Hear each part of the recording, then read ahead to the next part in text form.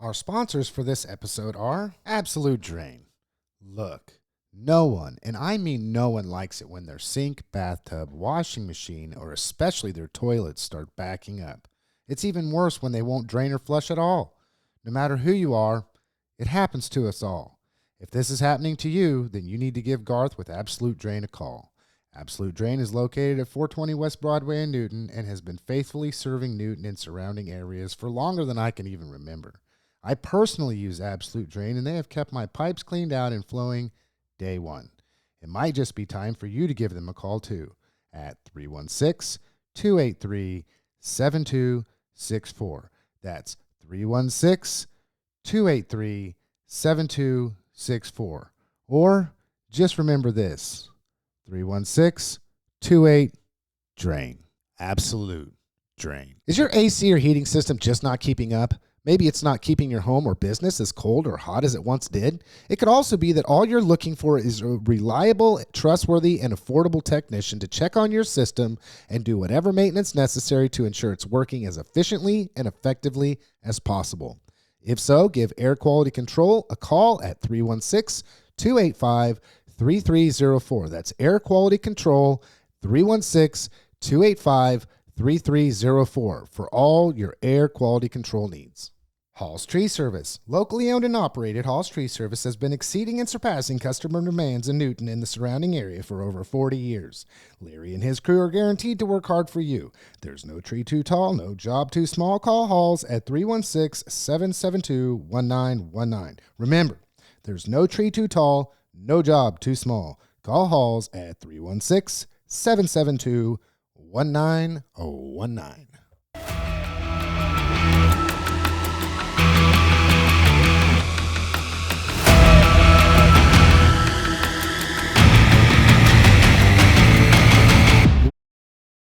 Hello, everybody, and hello, Andy and Chad. How was your guys' week of this week? My week was fantastic, and I'm ready to get political.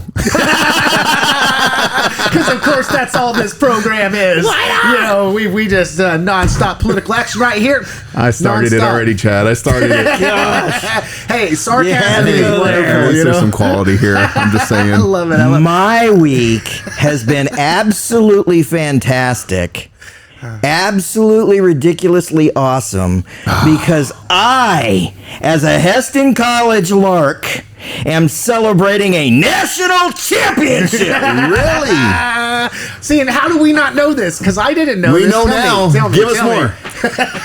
The Hesston College. Love it.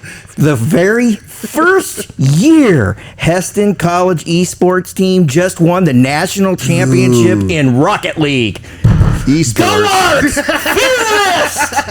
No, but the esports is huge. Yeah. It is huge. They are going to be building their own esports arena in what used to, well, it's where I sheltered the freaking tornado down in the bottom of Herb Hall. They're going to be building that this summer, and they're going to be doing that for a national champion. You know what? I forget how old you are until you start talking about tornadoes in the 90s and you were hunkering up. I'm like, dang, I forget you're crusty. No, but I'm dead serious. I am dead serious.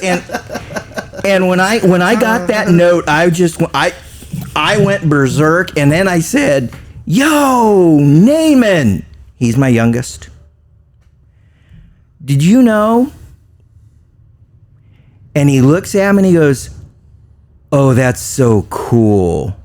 And then I said, "Naaman, you want to get a scholarship to play Rocket League? You better start practicing some more. You better call up Silas, and you guys need to get going."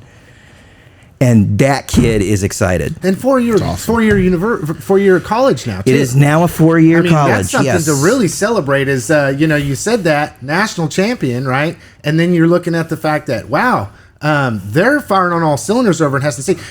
For people that listen to the program, there's so much stuff we can cover every single week, we ain't got enough time. I've oftentimes thought maybe we should make the podcast just a little bit longer because there's all these different areas that we'd like to cover. I'd love to cover stuff that's going on with Hesston. I'd love to cover stuff that's going on with Burton and Halstead.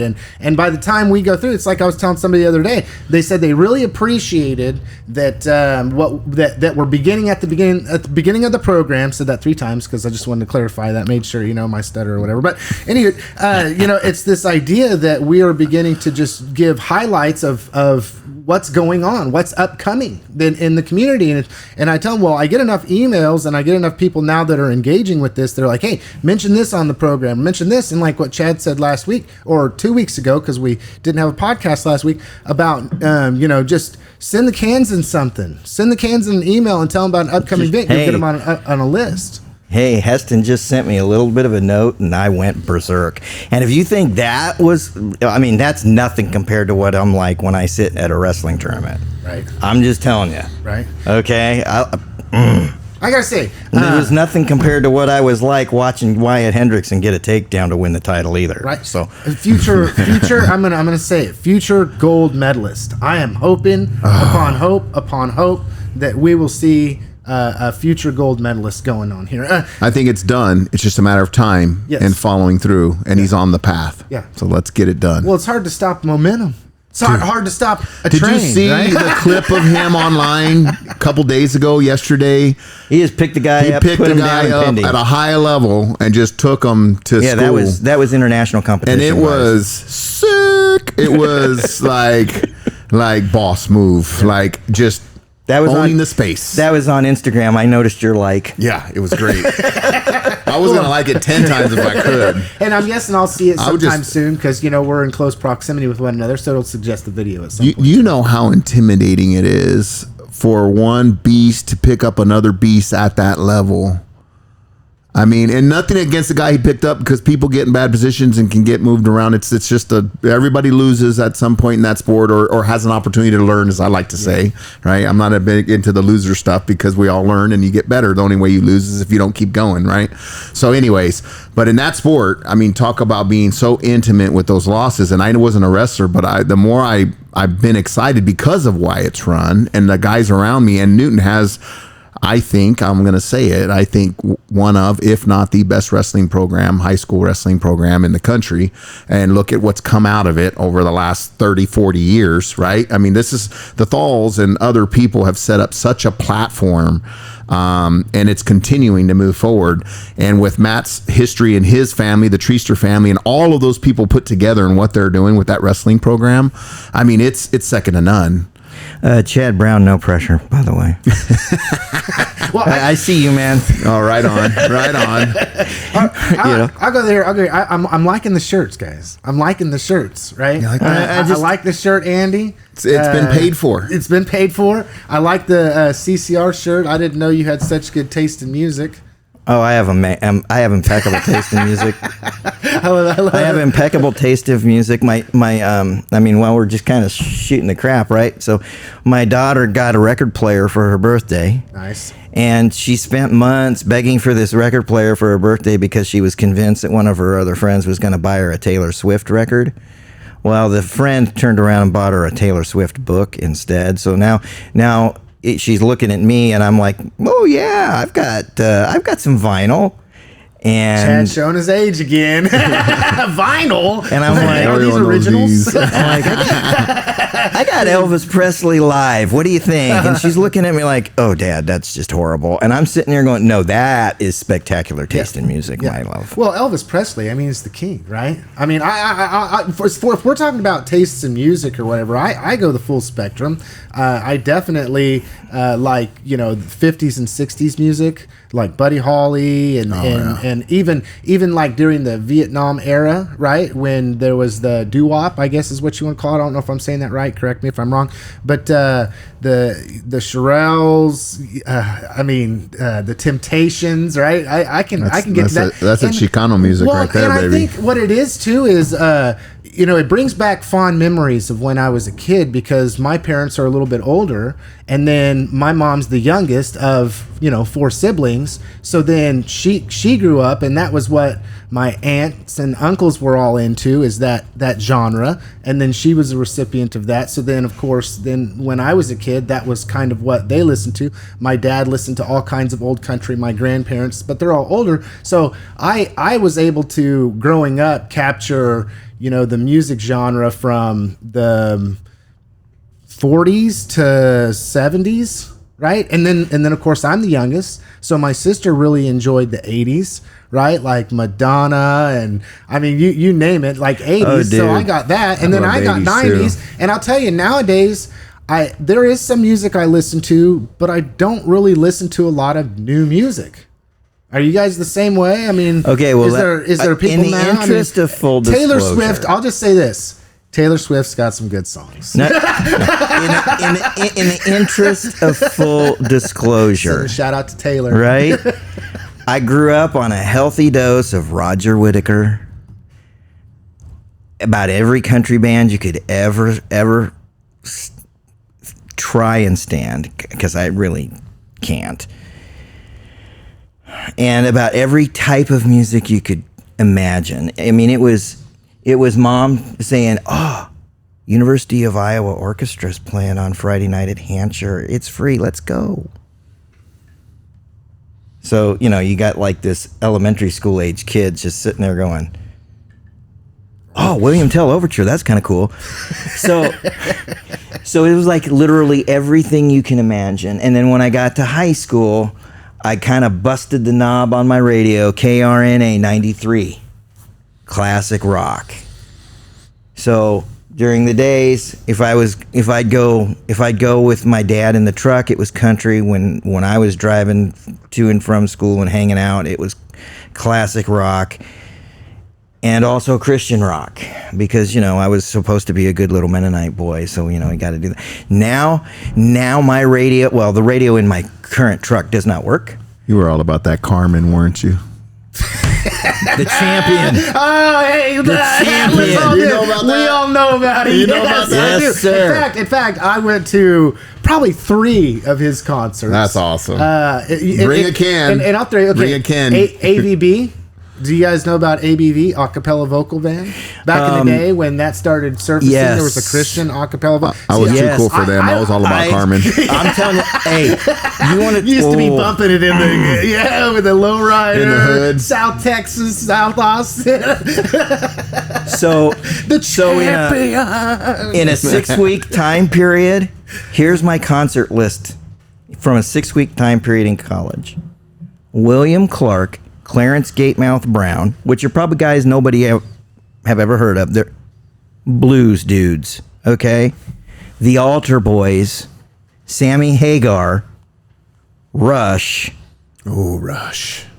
Oh, second Tom row. Sawyer, baby. Second row, baby. Really? That's crazy.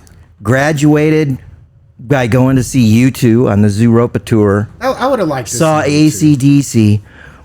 Saw Myron Lefevre and Broken Heart and White Heart. So I'm all over the map. I can't believe you listen to Antichrist. But right now, but right now in my van where I have a working radio. In Carmen. Yeah, there's my selection. Yeah. I love it. Yeah. So in my van that has a working radio, the knob is busted.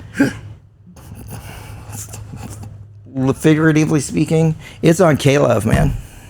Well, okay, and speaking of this, I have filled my kids with that stuff since the day they were born. And before we get into too much further, I think it's important for people to really think about what goes in comes out. Okay, 100%. And there are times in which I myself struggle with negativity, and I struggle with negativity because there's a whole lot of negativity out there.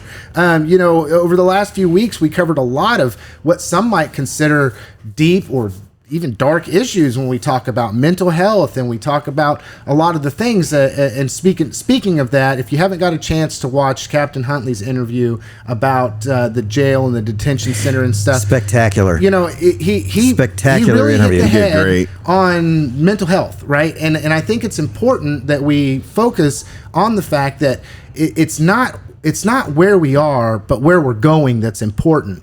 Myself, I have a past, right? Well, if you judge me by my past when I was a teenager, you'd probably be like, wow, that kid was a mess. And if that's all you see is a mess of who I am today, then you can go on and continue to consume your negativity and spew your negativity, but that's not who I am, right? So even then, when you talk about a year period of time, or you talk about just months period of time, or even weeks, or even days, or even hours or minutes, it's very important to protect your space. Right? If you have nothing but negative coming in from a negative world, then don't expect to be able to do anything but put out the negative. So like when Chad talks about having his radio station stuck on Caleb, that's a lot of positive going in. That's a lot of uplifting going in. And so then that gets a chance to simmer. You know, don't forget that the eyes and the ears are the gateway to the soul. Gateway to the soul, folks. Okay, before we get too much farther, because we're going to go down this path, I'll just make a statement to say, do what you can in this world today to be pro-positive, to make sure that you're deliberately consuming positivity, something positive, in order to make sure that goes in, those seeds get planted, they grow, water them, and then eventually maybe even your perspective on how to look at things will change. Okay, before we go any further, we want to just talk about the upcoming things that are getting ready to take place. I know one big one for me, because I got a youngster graduating, is this Saturday, May 17th at 6:30, I believe, at the athletic park, which would be Fisher Field, is where they're going to host the graduation. So to all you graduates, to all you people, you young people that made it through, that chose to stick it out until the end and graduate, congratulations. Congratulations. Hey, and I got a message for all the grads. And I understand, I have seen literally thousands of kids walk across that Newton High School stage to graduate. I sat down, did the numbers one time, and I kind of went, man, you're getting old. But but here's my message, guys. You're going to walk across that stage. For some of you, it's just a reality. For some of you, this is the proudest moment of your life. For all of you, this is a moment that you need to bottle up and keep in your soul. Don't ever forget the feeling that you are going to get when they hand you that diploma. Yeah. Ever. Yeah. And it's a rite of passage. You know, I was talking with my son about it, and he said, you know, I mean, I don't understand what the big deal about graduation is. Everybody seems to be super excited about it. Grandma and grandpa's excited about it. You know, grandmas and grandpas are excited about it. Mom, dad, siblings, cousins, people that know me. I don't understand, because, you know, it doesn't seem like it's for me this huge accomplishment. And I said, look, it's a rite of passage. Yes, right? It is. Not everybody gets to do this. Not everybody accomplishes this. Not everybody does what it takes to get across the finish line. So that in and of itself is a huge deal. And he's like, well, I kind of feel like there's times where I could have done better. You know, I look back and it's like, man, I really wished I would have invested a little more time here or there. And you know, and it's like, okay, well, we're getting into the negative here, right, buddy? Because the reality is... This is not a day for regret. That's correct. It's a day to celebrate you, your accomplishment, what you were able to achieve. And then it's a learning lesson, too, to realize that everything comes to an end. Right? So if there is something that you feel like you could do better, then the next transition of your life, do that, right? It's a learning experience. So another one that's coming up is Cookie Days Run. That will be, let's see, don't want to mess this one up. Saturday, June 14th, beginning at 7:30 a.m. Athletic Park in Newton is the Cookie Days 5K. From what I understand, it's the 15th year. So that will go to benefit Save Hope, and will also go to benefit Caring Hands Humane Society. So I just want to send a shout out to some of their sponsors: Golden Plains Credit Union, Kruger Insurance, Millennium is another one, White Eagle Credit Union. There's a few here. I don't want to miss anybody, but if I do, my apologies. Hendrickson Chiropractic is another one that's sponsoring that. So we really want to just say we appreciate all of the community collaboration to help the entities that are doing some amazing things to help take care of beings who are the most in need. Not just human beings, obviously, through Safe Hope, but also our critters, you know. So as you're going through this, I got one. I always like to have one that he doesn't know about. Please give me a list. So no, I just did this right now. I just got one. Okay. And this hasn't popped up on many community calendars yet. So there you go. I'm about to write a story about Halstead, and it's not about batteries. I'm going to write a story about the Halstead Golf Course because they are about to celebrate their 40th anniversary. Oh, cool. Very yeah. cool. And they're going to throw a party. And I plan on going. Yeah. So there you go. That's coming up real quick. Couple weeks out. And, you know, that's something I was thinking about the other day when my son was growing up in those age group of what your kids are right now. We did Taekwondo. I did Taekwondo for years. I loved at Newton Taekwondo Center. I loved it. One of the things that I just absolutely loved about it was an activity that I could do in partnership with my kid. And knowing that as time goes on, this is something that we can do. Like, there's very few activities like football or baseball or these sports that our children participate in that you can then go and really participate with them. And you have golf, Chad. It's a lifetime sport. Lifetime sport. That's the word I'm looking for. That's the word I'm looking for. So, like, you know, I'll just give a little bit of advice to parents that are not as far along as I am, and I'm not even that far along, right? I'm only 15 years along.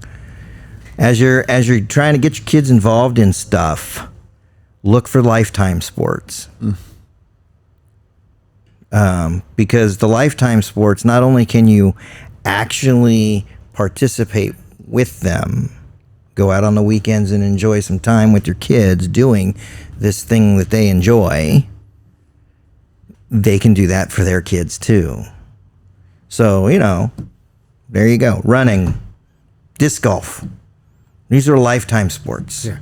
Even down to like pool or chess. I mean, really, honestly, swimming. Anything that you can. Lifetime stuff. Lifetime stuff. So, and I'm not trying to knock sports like basketball or no, there's a time and a place for that. And, you know, there's nothing wrong with those. It's just those aren't lifetime sports. Yeah. And each one of them for each one of us, has a finite ending. Yeah. Yeah. That we will have to face. Well, and I recently did. You had to face it, did you not? Oh my gosh. Well, it's horrible. And I did. Yeah. I just recently did an interview with Dwayne Jones, who is, let's see if I can get all these titles in here, but it'll be released on Saturday. Dwayne Jones, most of you would know who he is and how invested he is in the junior rail and cheer program. He's the president of that right now. He also coaches 6th grade football. He's came on the program to be a representative for the Railer Foundation and explains what he does. So you really want to watch that. But and I don't want to give too much away about the interview, but he talks about that.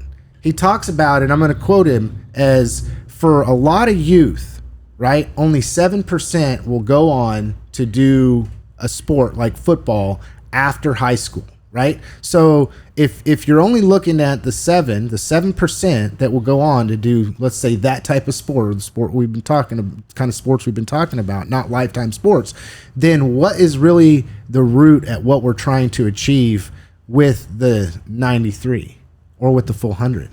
So you got to watch that interview. That was a great one. Great guy. Didn't know much about him and everything before he came on the program, but he did. So the next thing I wanted to talk about is, did you guys by chance have the opportunity to go to the car show or see what was posted on the car show or the barbecue on the bricks? I wanted to really talk about all the places, people, and things that are happening right now in our community to make Newton a wonderful place to live, work, and play. So maybe don't talk about the car show. Maybe don't talk about. I saw Chad was there. Yes, I was. Let me throw this out there, right? Because the text you sent before this was, we want to go to our happy places. So let me throw this out there for you guys. How many communities do you know that have, like, now, say 4, maybe even 5 if you want to count another one, really big signature events that brings a crap ton of your community together in the heart of your downtown? Community our size, I don't think a lot. Any community.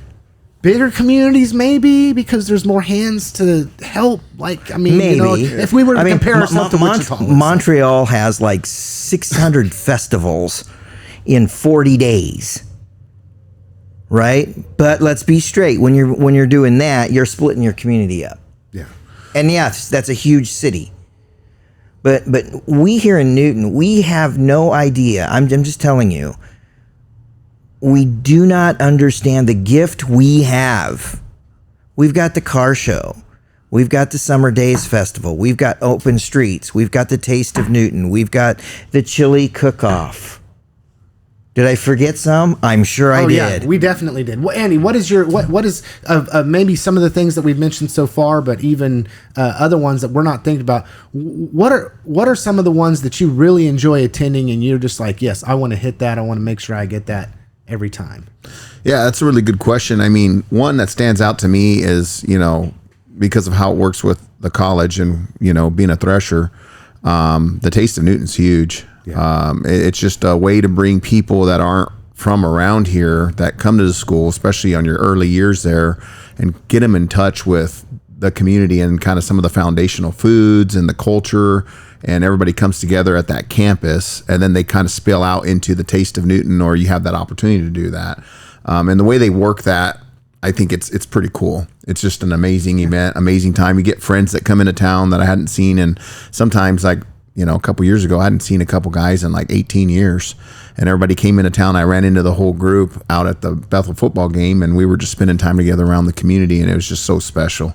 Just to catch up and figure out where we're all at. And we all communicate a little bit, but just to have time to sit face to face and relive the old days and talk about where we're at in our families and where we're going in life, and that shared camaraderie that we had coming into this world blind and young and ambitious and hungry for life. And, to come together, it's just special. So the Taste of Newton is probably one of my favorites. And I think I'm really growing an affinity for the Sand Creek Summer Days. I was blessed enough to be a part of that spin-up committee at the beginning of that, and just to watch where it's gone and to see it evolve and then condense itself into just a powerful couple days of activities, I think has been a great move for that. And I can see that concert night being one of our special events that Newton has in the years to come. Yeah. So I'm looking forward to this year and going to that and looking and spending time with my community and people that I work around, and kind of let our hair down a little bit and enjoy the fruits of our beautiful community, because we do have a lot to offer, and it is special. Chad, thank you for bringing that up, because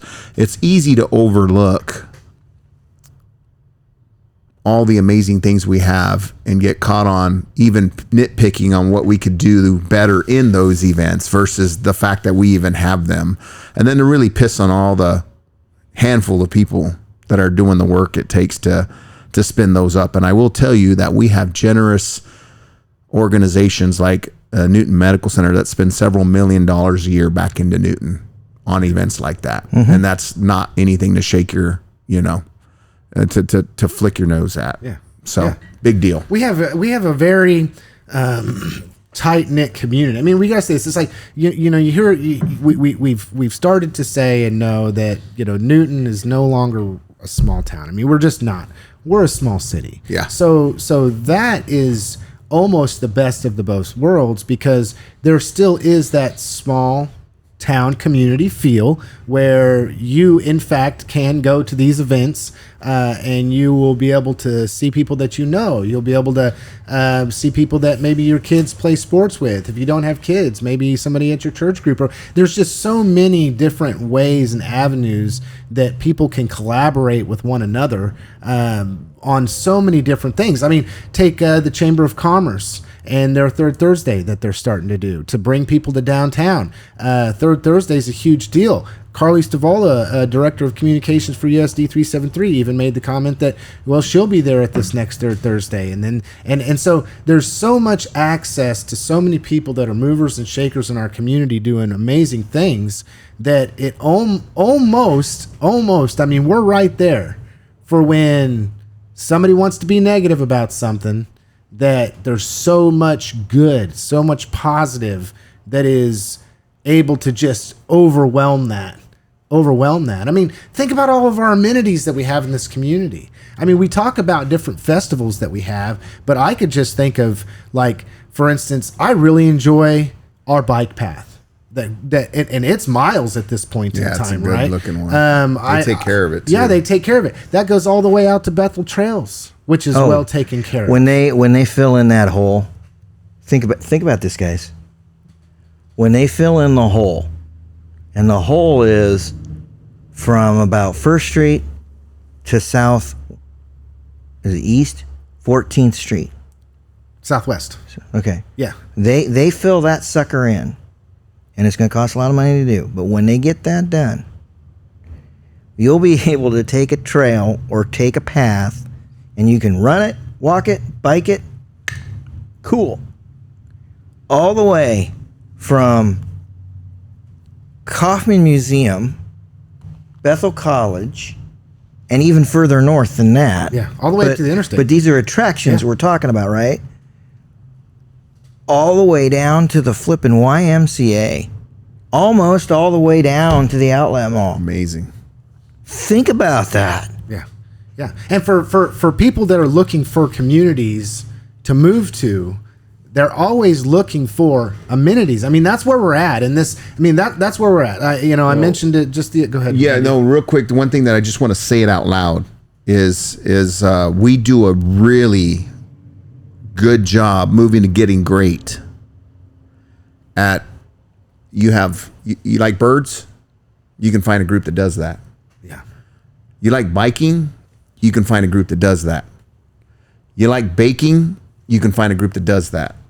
You like flowers, floral stuff, you can find a group that does that. You like sports, there's groups that do that. I mean, we're diversified in so many ways. I mean, sewing, knitting, for all ages, all groups, from the railers and all the activities and the music and the arts to athletics, from young to old. And I love the fact that, Chad, you're bringing in that conversation of forever sports, right? Because that's just another gap that we're going to be filling. It's intentional. People are actually talking about it. So you can't say, really, if you're truly wanting to engage and not just bitch, whine, moan, and complain about things, that you can't find a pocket. And you know what? This community, you take a Greg Hansen, love him, but he's crazy, but I love him. Crazy's an understatement, man. Greg, I love you, brother. But he does something that so many people are lacking, because he has a zest for life. If you go look at the story that Lance has that unpacked him and why he does what he does, and the vigor that he has for life and why that exists in him, because the guy almost lost his life, right? And to be able to look through every day as a gift, and to go out and power through and create things and create events and to plan things, and to take that and embrace every opportunity he gets to serve others through helping them create events. If you are a person that really wants something, he's an example of how you go and just get it done. Yeah. Right? You might not like it all the time, and he may not rub everybody right, but you just don't know him. Because once you get to know him, you realize, oh, okay, I get why he does what he does. Yeah. But there's nobody that's complaining online that does not have the opportunity in this great country that we have to go step in and be the person to fix whatever you want to bitch about. Yeah. It's just a matter of choice. Yeah. But it's easy to sit back and let guys like Greg do what he does and fumble through and power through things and recruit people and get darts thrown at him in those real stressful situations when he's pushing himself to the limit, and then criticize him versus getting in there and trying to fill those gaps, or instead of complaining about it, maybe give feedback, but also come with solutions. Well, what good is feedback if you're not going to put your...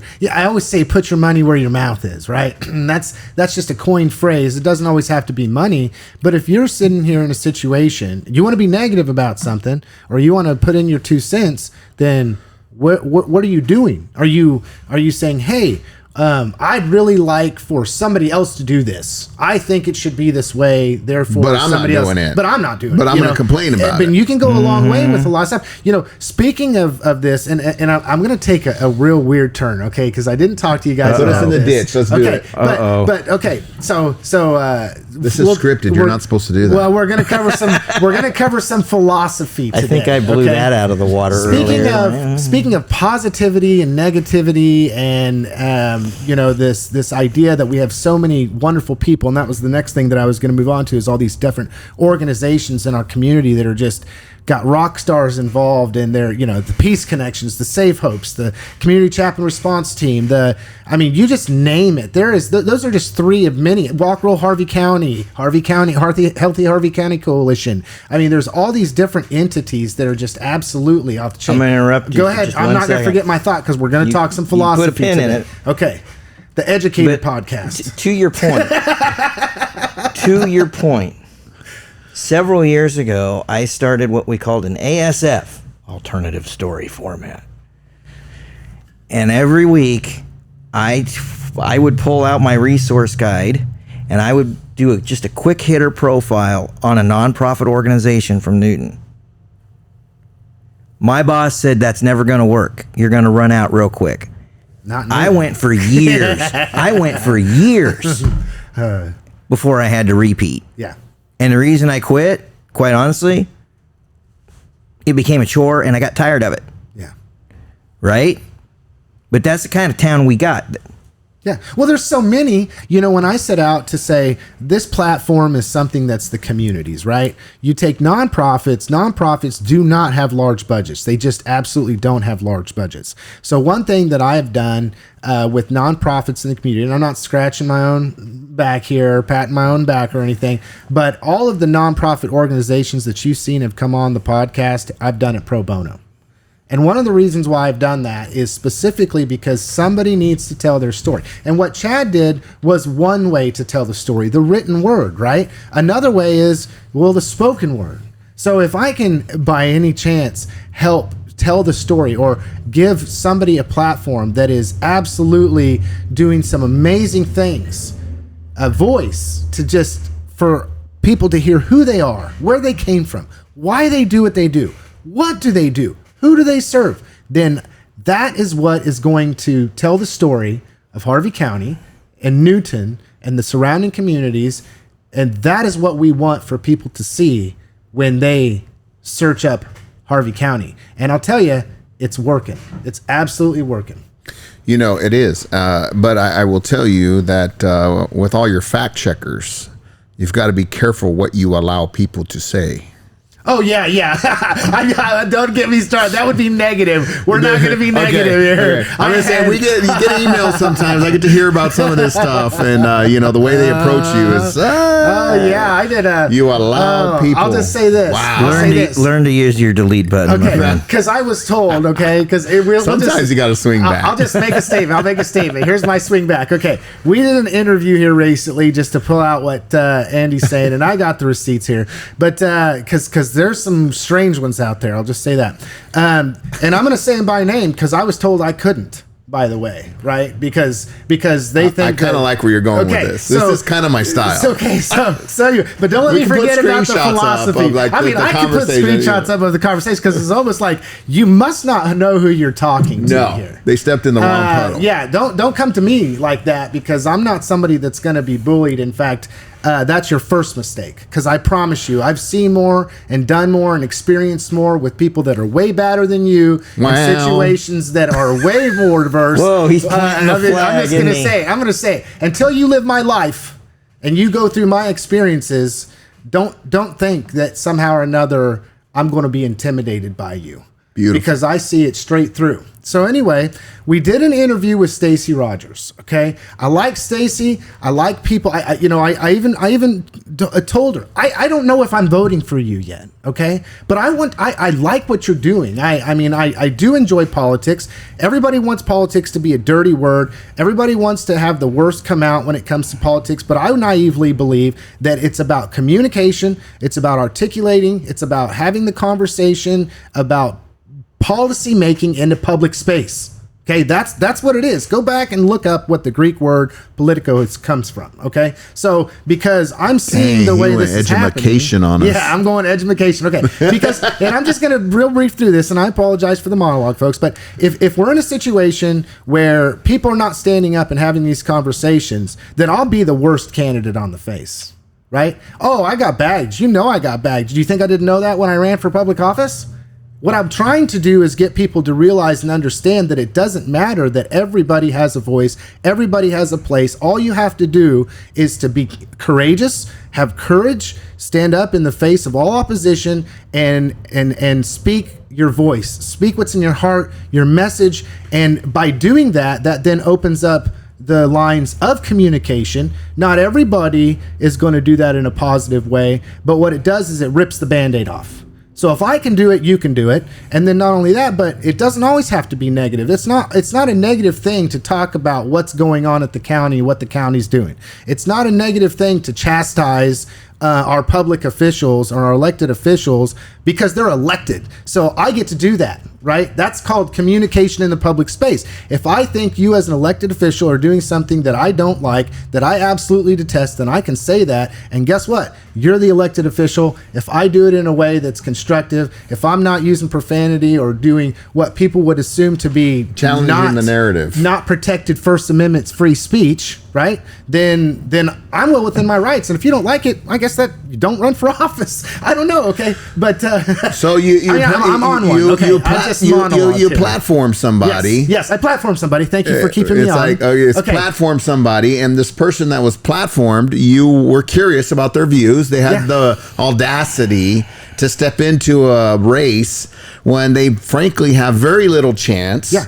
But that means they have a message. Is this a kookamoo? Isn't that a cornmeal? Don't you own that word? I don't. Yeah. Well, I would think. It's a kookamoo. Or is this somebody that has thoughts that really blend with some of my thoughts, and what are the nuances within this person that maybe there's a lot of value there? And so let's have a conversation. You're putting yourself on the stage. It's a win-win situation. And we could know after an hour, is this person a kookamoo or is this person thoughtful and articulate? And hey, and you're willing to bring other people on too, and just it's their job to call you or not call you or say yes or not, whatever. Let's see if we can. There's a bunch of people that want to do this, and there's a bunch of people you don't allow because of certain reasons. Yeah. And it's not because you're biased, it's just the time isn't right for you because you got 50 people that want to have an opportunity to sit down with you. Yeah. And we've got to say, what is the timing of sitting down with these people? When do we air the does it work with where we're going right now? I mean, there's a process. This isn't just like, hey, next week I want to come scratch my rear end on your podcast, right? Like that we're doing something here that's it's gonna make sense in a year and a half to 2 years from now to people. And there are people that are catching on to what we're doing. You think? Because you see people trying to duplicate it. Is it going to make sense to me in a year and a half? Chad, you are part of this. You know this, right? You're part of this. Okay, so I really hope so. Because I got off track here. So anyway, I'm looking for the lightning. Stacey came on the program. She's very articulate. She's a good human being. I would classify it as she's not an elitist. I get sick and tired, and not to say that an elitist is bad, but I get sick and tired. It's like these people that are in Washington. Most people that run for governor or those types of positions are not your common candidate. And I would call, the common man candidate, but in her case, it's the common woman candidate. And I just want to be able to provide them the opportunity to have a voice. Well, there was a point in time during the conversation where she had mentioned that she was the first to announce and the first to file, which technically is true because she was the first to file her treasurer with the state of Kansas. She didn't pay the fee, but she filed her treasurer. So if you listen to the whole interview, that is articulated, right? There's no anything. So then now this was interesting. Okay. I had an individual that I won't say their name in particular because they're the campaign manager for Doug Billings, who has now filed to run for governor of Kansas. He started to tell me that I allowed this person to come on my program and I didn't correct them and they're being dishonest about being the first to file. And I was like, okay, so this happened 3 months ago, this interview. Your candidate didn't even file at all.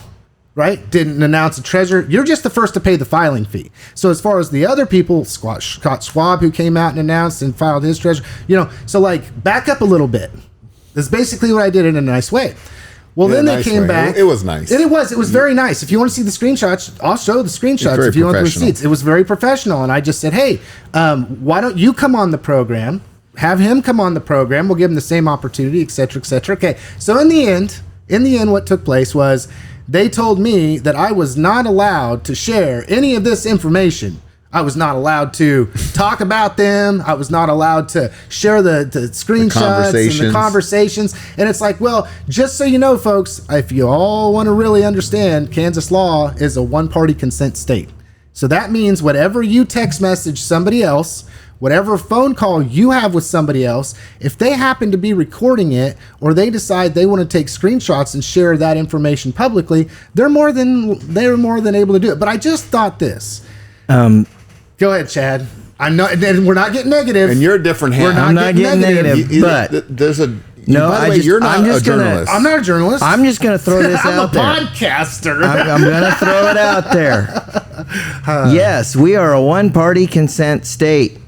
Folks, when you're talking to me on the phone, you're being recorded. You will never get a call again, Chad. No, it's okay. And there's a reason shouldn't call. There's a reason I do that. If you're trying to play games, you shouldn't call. There's a reason I do that, and it goes all the way back. I mean, way back to a high school sports coach. I know this story. You might or you might not. I'm not saying nothing. But I'm telling you what, if you're going to turn around and you're going to go crying to your boss about how I handled a situation, be ready. Because I'm going to walk into your boss's office, I'm going to lay my tape recorder, or in this case my phone, down on the desk, and I'm like, listen to this. Now, on our Friday lunches, what's going to happen is we're going to take this thing and put it right over his phone. Chad, put your phone in the phone bag. I do have the common decency to, when I'm in person, make sure that the phone is seen. Well, you do a good job with me. You do a good job when we talk, because we do have some conflict of interest in things that we do in our personal lives, plus the things I do for the community. But we say, usually when we have these talks, Chad, when I called you, because you've had to carry some backpacks with the career you have, that I'm new to this. I'm asking as a friend, Chad. Yeah, and then you're able to, or you'll say, are you asking me as Chad the friend? Or are you asking me? And so you tell me I'm about to put two different hats on. I don't know which one you want me putting on, but our relationship is such as, if I put this hat on, I put this hat on. If I put this hat on, then that's just us speaking as human beings. But you are real good about making me put the brakes on before I put you in a bad situation. And I really appreciate that you do that. So all of that to say, we are in this state when I turn that recorder on, whether you know it or not, I am acting legally. Yeah. Yeah. So my final response to them was that I included that in the conversation and told them, in a very nice way. Kick rocks. Yeah, kick rocks. But nicely. Go somewhere else in a nice way. And then said maybe this Doug Billings should rethink you as their campaign manager, because if you don't know this, and this is how you think you're going to come at somebody, and you're representing what they think, how they think, what they feel, and what they're saying, you're probably not the guy for the job. So moving on. Okay. Moving on. Doug can come on the podcast and Yeah, explain if it you'd himself. like to explain it, and I won't even bring up this conversation that we recently Do I need to had. reset the tone here? No, I got this. Okay, Okay, reset the all tone. right, Reset all the tone. Okay, okay. Back on the highway. Just give me Okay. that We look. went- no, and no, I'll do it. no. We We went. exited I'm into ready. a neighborhood. We came out. I'm Here's ready. the hood. Let's get out You of know the what we're hood. doing? We're going to be that car you see hop the road and go right back into the other ditch, because I was having a philosophical conversation. As long as we stay out of the bar. very, very interesting. Okay, when does something become reality? Okay, now think about this. Okay, just think about this. Most would say that something becomes reality when it has a form of matter. Okay, guess where I'm going with this? We were talking about what people do. Okay, for instance. Are we having the clump of sales conversation? No. Okay. Okay, here's where I'm at. I'm going back. See, we did. We went across the road, but we're hopping back the road over here. The I reason think I why- covered this in philosophy 101 Yes. back in Hesston. So well, okay. So you're gonna have that was like 80 years ago. the national Shit. championship Hesston College. Yeah. Okay, so take this for instance, right? Speaking of positivity and things that people do, and positive energy and negative comments and whatever the case may be. You know, you got somebody like Greg. Greg is just one of many examples. All these nonprofits that were started to help people, all these different activities that we have going on, the bike path, everything that we see around us that's positive momentum right now in our community that we were just talking about, when did that actually become a reality? Did it become a reality at the moment that the concrete was poured, that the last nail or the last shingle, speaking of GF, was put on the building? Was it when the thought became, for instance, flight? So did GAF become a reality because we started dreaming it into existence, or is it that they just put a roof on a Habitat for Humanity house in Harvey County? Yes. Is that when it became real? Yes. Is that the question? That's the question is, and then let's take this. When you're talking reality, I mean, I want to go into a rabbit hole here for just a few minutes. By the way, on behalf of all Habitat families in Harvey County, GAF, Hesston, yeah. thank you. Yeah, and Hesston being the first one. I Yeah. mean, what a reality here. Okay, so just going into what we're saying and going deep here, I think there's a lesson to be learned, because to me, right, first flight happened when an individual said, I want to fly. Yo, Wilbur, look at this design. Yeah. Well, is it reality when it becomes on paper? Right? Does it become a reality when thought becomes written down on a blueprint? Or does it become reality when the blueprint then becomes the plane that's been manufactured? Or then does it become a reality when the plane actually leaves the ground? So all of this, from thought to birth to action, right? I'm going back here, all right, to personalization and positivity, right? Do you become a positive person when all you do is positive? Or do you become a positive person the minute that you start thinking positively? For me, no, this is real for me. Yeah, it's real. For me, this is real. Yes. For me, I have to train myself. I see it in my mind's eye, and it's done. I just have to go through the stuff which comes with all those emotions and feelings, but you can manifest in my mind. Something is real when I manifest it in my mind, and I set back and I chart goals out, and I chart a pathway for that reality, and then I choose to take action against it. That to me is real. So is it all relative reality then? Is all reality relative? For me, mindset is so important. And when people speak, and I will talk about, I was in a meeting with some people in Wichita Monday. What's today? Today is Wednesday. Monday. Hump day. Monday. I was in a meeting Monday with some hitters in Wichita. And the conversation with those people at the table that or develop things and build things and, got thousands of reps of building cool things. The conversation and the way they speak and the vision What they said about Newton in that meeting was amazing, by the way. The Newton has changed over the last 10 years, and it's moving in the right direction. These people that were there that do a lot of things nationally were really impressed with the new leadership at the city. Just flat out talked about it. Actually said names in that meeting of people that have made a difference and has them excited about working with our community. These are good things for us, right? The Zach McHattons, the Danielle Arribas. All those people that are changing those systems. I used to go in for a sign permit 7-8 years ago, and it would take 30 to 60 days sometimes, depending on the agendas, and it had to move. There was a big, long process. I can go in there, and sometimes if I go in the morning, same day, or 2 or 3 days at maximum, have the okay, everything done, everything slated to get my sign permit. That's like unbelievable awesome. That is just in one industry. Think about that changing and streamlining in all areas on steroids. It's just going faster and faster, and people are going, okay, they get it. They're inviting, they're putting their best foot forward, they're putting their best people forward. And what they said, though, is the difference between this team and other teams they've worked with in the past is the lack of vision and openness to ideas. Right now, it's not that you do everything you throw out there, but they people that realize on the front end, you have to understand the process of innovation. And there are a time for engineers, and there are a time for accounting, and there are a time to dot your I's and cross your T's.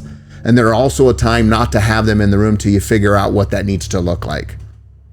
There has to be some struggle in there, right? And people have to be self-aware enough to know when they should be in that bus or get on the bus to go to what area. It's like, yeah, that's not really my thing right now because it's going to cause me anxiety. I'm going to start wanting to put things in concrete when it shouldn't be. And I'm not, and you need to have guys like me on the front end that go, I understand this is an exercise and we're going to get uncomfortable and maybe feel a little stupid here if you're thinking the wrong way, because we're going to have to flush out some stuff and it's going to take some thrashing around. But eventually we got to go, okay, this is a good nucleus. The vision has been cast. We've worked out some high-level details. Now we need to start getting the reality people into play. From architect to build is a lot of difference, because when you draw something out and you realize that steel doesn't bend like that, and the guy in the field is going to be able to tell you that. So it doesn't mean that you still don't come for about the same thing. You're just going to have to find out how to do it and what the reality is, and then where you settle, right? And so this is a big process. Vision is so important, and having people that you put in a position realizing that, yeah, they're going to be a little bit messy, but they know it. But they also know when to come to the ground and say, I need my team. Right? Yeah. And Newton is starting to get that. Yeah. And it's really exciting to see. Firing on all cylinders. Chad, just to answer your philosophical question, I would like you to answer now, please. Which question am I answering? Reality become reality when it has matter that's behind it? Did the chicken lay its egg or not?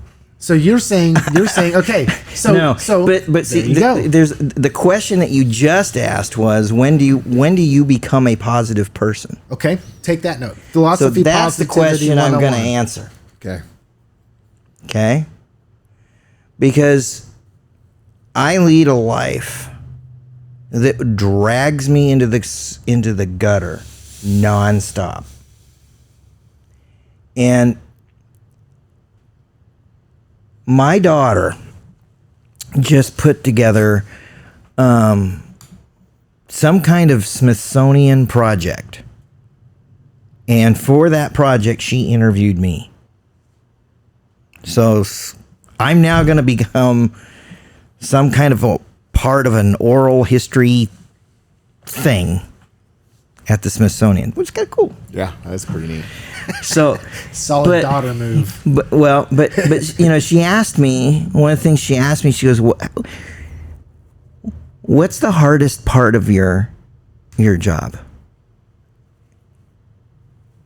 And I looked right at her without batting an eye. I said, it's the murders. It's the garbage. It's having to walk through the gutter in a town that I love. That's by far the hardest. And I didn't give it a second thought until right now that when I become a positive person, it's because I kind of go, self, are you tired of this yet? Time to drag yourself out. Focus on the positive. Time to drag yourself out. It was full circle back to what we were talking about in the beginning. And once in a while, I get a little help. Because once in a while, I get an email that says, Hesston College is a national champion. And I'm like, dude! It's easy to embrace that one. Yeah. That's awesome. Right? Well, and that comes after getting a phone call. Not We're going to turn 40 years. Chad, but yeah. So I need some help with that once in a while. Yeah. But at the end of the day, and I guess this is why I'm saying it, okay? To all the negative Nellies out there, whether you think you are or not, you're making conscious decisions. So if you don't want to be a negative Nelly today, if you don't want to be a keyboard warrior, choose to drag yourself out. Choose to be positive. Just choose it. And I'm not going to lie, it's hard. And you're going to have to work really, really hard to get it and to keep it. Yeah. But that's when it happens. And it goes to this, and I've long since said this because we are coming into the program, and I know Andy was wanting to say something there. Just meant, so if I'm interrupting, I apologize. But if you've heard the analogy, which beast are you going to feed? Right? You've got two different ways that you can look at things. If you start focusing on all the negative, and it doesn't take much negative to start focusing on it, before then you're looking through the purview of everything negative. You're able to pick out all the negative. You're able to criticize. And you get that going. You're feeding that dog. You are feeding that dog. That dog is getting stronger. It's getting bigger, and it's going to be harder to pull yourself over to the other side. And all it takes is just the choice to do it. So then, if all you're finding yourself do is focus on the negative, being angry, all these things, then all you have to do when this is a good mental exercise. Well, I really just can't believe that person cut me off. God dang it. What's their problem? I'm pissed because they cut me off. If you just take the minute and you capture that thought and you go over to the other side and you say, you know what? They were probably just busy and they were in their own world. And how many times have I cut somebody off because I was thinking, so you capture that thought and you have grace and compassion for somebody, and all you're going to do is make the world a better place. Absolutely. Okay, so coming to our end of the thoughts. I know I want you guys to give a final word, but just condense it down to 30 seconds or a minute. Instead of a final word this week, I want you to go to your happy place. And when I say going to the happy place, what I want is for you to pull out one memory, just one, of something that you did either in your youth, or maybe with your kids. Maybe it was a special Christmas. Maybe it was watching them score their first goal. Whatever the case may be, just give the audience something that is a fond memory that you think about that always takes you back to the sights, smells, sounds, and experience of that moment in time. You guys will think mine's funny. Andy or Chad, it don't matter who you go first. You got yours? I got a version of it. I could talk my way through it probably. Okay. I'm going to take this so that you can gather your thoughts. Okay, thank you. Because mine's easy. Okay. I don't remember the year. I really don't. But I was at the old Capitol Mall in downtown Iowa City in the Aladdin's Castle playing NBA Jam. And I don't remember what team I was. It was probably Chicago Bulls. And I was kicking butt over and over and over again. It was, win, you stay on the machine. And I'd been there for a while. And the next thing I know, there's a dude putting a couple of tokens in. And the minute I heard him speak, I went, oh, crap. He said, I think I'm going to take you down. And I looked right at him and I said, just promise not to pin me. It was Royce Alger, one of the greatest pinners in the history of Iowa wrestling. And it was a battle. I did lose, but it was a battle. But that's a moment I will never forget, because it was just like, here I'm meeting this dude's my hero. And it's just like this total, he's just completely unassuming, nothing. It was just like, let's hang for like 5 minutes, man. That's one of my biggest happy places. Very cool. Very cool. Andy? For me, it's finding out I was going to have a son, and he was coming. And I was going through a lot at that time in my life. I had major transitions in my life that had started many years before that, but I was searching for what the heck is this all about. I was at that stage in my life, and I wanted to do things. I didn't know really what my career path was going to look like. It makes sense now.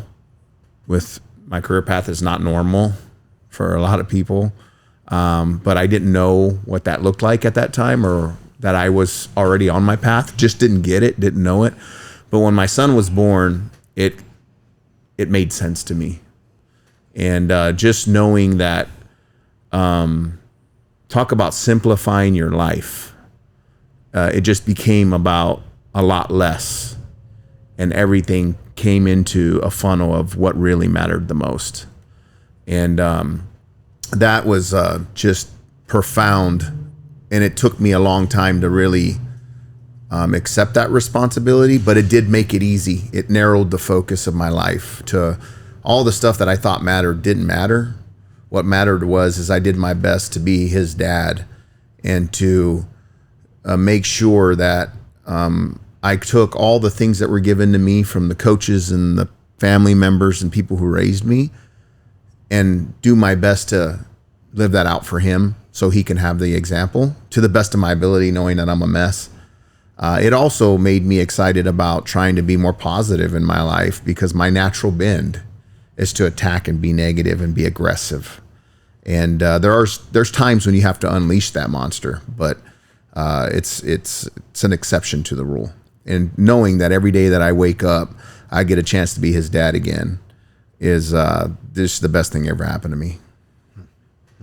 So compounded, right? Both of you guys mentioned something that was compounding. It was your best moment, Chad, had to do with meeting somebody that you already, right, had an affinity for because of who they were. Same thing goes with you, Andy, the being a father and just all that. So taking it to mine, and I was thinking about this, and I thought, this is kind of funny, but I lived out in western Kansas when I was a kid. My grandparents had a farm. It's out in the middle of nowhere. There's, it's 20 miles from the nearest gas station. It's, right along the Smoky Hill River. And when I mean out in the middle of nowhere, I mean in like one of the least populated areas in the United States. And I lived a stone's throw away in a little town, and we would always go out to the farm, and it was just the farm in and of itself was my happy place, right? It was just, I don't know what it was about it, but I think it had a lot to do with family. And we would go out there and help work the cattle. I couldn't do that. I was just there to stand and watch, not get hurt, type of thing. But we had these two little dogs, two miniature schnauzers.